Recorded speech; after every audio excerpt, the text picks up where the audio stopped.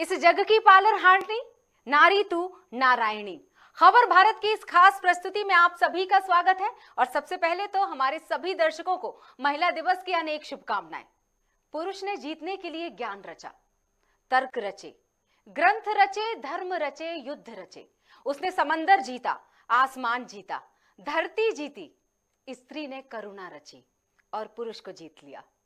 महिलाओं के प्रति हम सबकी सोच और नजरिए में पिछले कुछ दशकों में गजब का सकारात्मक बदलाव आया, पर इन बदलावों का मतलब ये नहीं है कि पुरुष और महिलाएं बराबरी पर पहुंच गए हैं। समानता की लड़ाई अभी काफी लंबी चलनी है।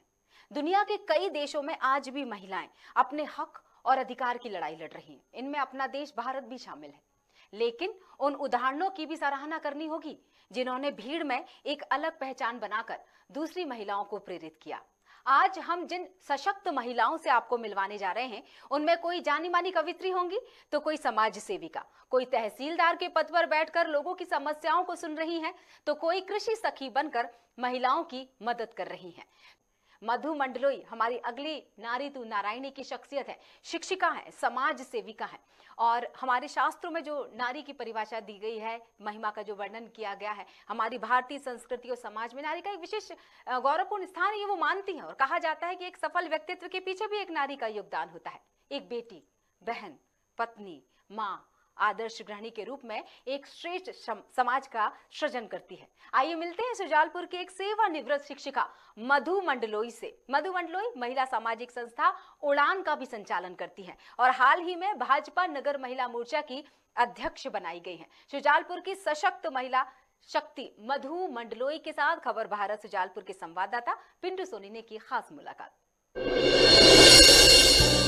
नारी तू नारायणी में आप सभी लोगों का स्वागत करते हैं। तो हम बात करते हैं मधु मंडलोई से। तो हमारे दर्शकों को आप बताइए कि वर्तमान में आप कौन कौन सी समाज सेवी संस्थाओं में कार्यरत है और आपकी समाज सेवी संस्थाएं महिलाओं के उत्थान के लिए क्या कुछ कार्यक्रम आयोजित करती हैं? इस शासकीय सेवा में रहते हुए मैं हमेशा ही बालिकाओं के टच में रहती थी, क्योंकि वो गर्ल्स स्कूल हुए करते थे। तो मेरे मन में तरह तरह की भावनाएं उन लोगों को सुविधा देने के लिए, उनका ध्यान रखने के लिए रहता था।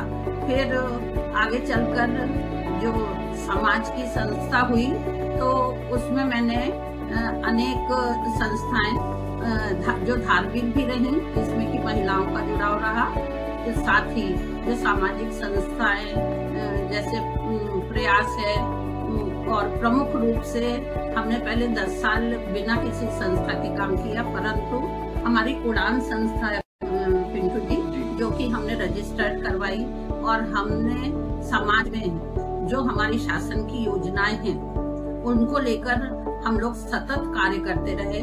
प्रमुख जो रहा वो हमारा दिव्यांग बच्चों के साथ रहा, साथ ही महिलाओं में जो रूढ़िवादिता की जागरूकता पैदा करना हमारा प्रमुख उद्देश्य रहा, और उसके लिए हम लोगों ने बहुत सारे काम किए हैं। बहुत बहुत धन्यवाद मैडम मधु मंडलोई जी। बहुत बहुत धन्यवाद पिंटू जी। खबर भारत न्यूज चैनल को मैं हार्दिक शुभकामनाएं और धन्यवाद देती हूँ। Thank you ma'am. और चलिए अब वक्त है उनसे चर्चा करने का, जिनके बारे में अभी हम देख रहे थे, सुन रहे थे, जान रहे थे उनकी बातों से, उनके विचारों को। हमारे साथ जुड़ चुकी हैं फोन लाइन पर मधु मंडलोई जी। समाज सेविका है, शिक्षिका है, उड़ान का संचालन कर रही हैं। बहुत बहुत स्वागत है मधु मैम। जी धन्यवाद मैडम। बहुत सारी शुभकामनाएं आपको। आप जिस तरह से उड़ान का संचालन कर रही हैं, कई बच्चियों के लिए आपने काम किया है, और एक शिक्षिका बनकर आपने जो उनके जीवन को संवारा। एक शिक्षिका बहुत महत्वपूर्ण रोल अदा करती है, बहुत महत्वपूर्ण भूमिका अदा करती है बच्चियों के जीवन में। जी एक सवाल करती हूँ आपसे, उड़ान ने किस तरह से बच्चियों के पंखों को मजबूत बनाया और ऊंची उड़ान में उनका सहयोग किया? जी, क्योंकि प्रारंभ से मैं शिक्षिका होते हुए और प्राचार्य के पद पर आई। हाँ। तो जैसा आप जानते हैं कि जब पद मिलता है तो उसका हम अपने मन की भावना के अनुसार अच्छे कामों में अधिक अपनी ऊर्जा लगा सकते हैं। बिल्कुल। तो निश्चय ही मैंने बच्चियों को शैक्षणिक रूप में तो उनको संवारा ही, साथ ही उनकी जो उनको स्किल थी उनकी, उस तरफ मैंने शुरू से ही ध्यान दिया।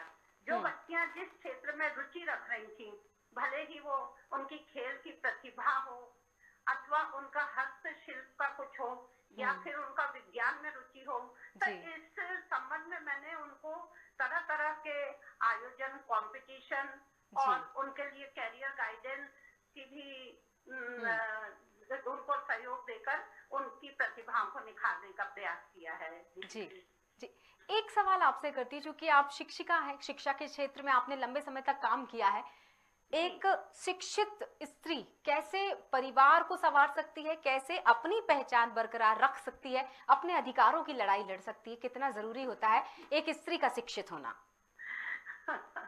बहुत ही सुंदर प्रश्न किया आपने और मैं अपने आप में इससे बहुत संतुष्ट हूँ और ऐसा संदेश मेरी अन्य बहनों को भी मैं देती रही हूँ कि एक तो परिवार का सहयोग, परिवार के सहयोग के साथ साथ जितनी भी हमारी सकारात्मक भावनाएं हैं उनमें हमारे आस पड़ोस और समाज का सहयोग मिलना, ये बहुत बड़ी बात होती है, जो कि समय हमें मैनेजमेंट, टाइम मैनेजमेंट प्रमुख रूप से देखना होता है कि हम कम समय में अधिक उपलब्धि कैसे हर क्षेत्र में कर सकते हैं और वो स्वयं पर ही निर्भर करता है। तो मुझे काफी जगह से टाइम मैनेजमेंट के लिए विशेष मिलती रही है, वो स्वयं ही अपने को निर्धारित करना पड़ता है कि हमें अपने बच्चों को कितना टाइम देना है, वो संतुष्ट रहे, पति, अपने वरिष्ठ जन, और अगर वो अच्छे सौहार्दपूर्ण वातावरण में होता है तो निश्चय ही उन लोगों की शुभकामनाएं और आशीर्वाद हमारे काम के लिए नया रंग लाती है। दीदी जी बिल्कुल, हमारी शुभकामनाएं तो आपके साथ हैं। आप इस तरह से सारी ही बच्चियों का, सारी ही स्त्रियों का जो भी उड़ान से जुड़ी हुई हैं, वो एक नए भविष्य की तरफ आगे बढ़े, यही शुभकामनाएं दूंगी। और जाने से पहले आपको महिला दिवस की बहुत सारी शुभकामनाएं। बहुत बहुत धन्यवाद दीदी, आपने भी मेरी ऊर्जा और उत्साह बढ़ाया है। बहुत बहुत शुक्रिया। महिला मंच की बहनों की ओर से आपको बहुत बहुत धन्यवाद। बहुत बहुत शुक्रिया जी, बहुत बहुत शुक्रिया। तो जिस तरह से वाकई उन्होंने एक बहुत महत्वपूर्ण संदेश दिया कि अगर एक व्यक्ति को पढ़ाओगे तो शायद, एक आदमी को पढ़ाओगे तो वही शिक्षित होगा, लेकिन अगर एक स्त्री को पढ़ाओगे तो पूरा परिवार शिक्षित हो सकता है। ये कहा है महात्मा गांधी जी ने।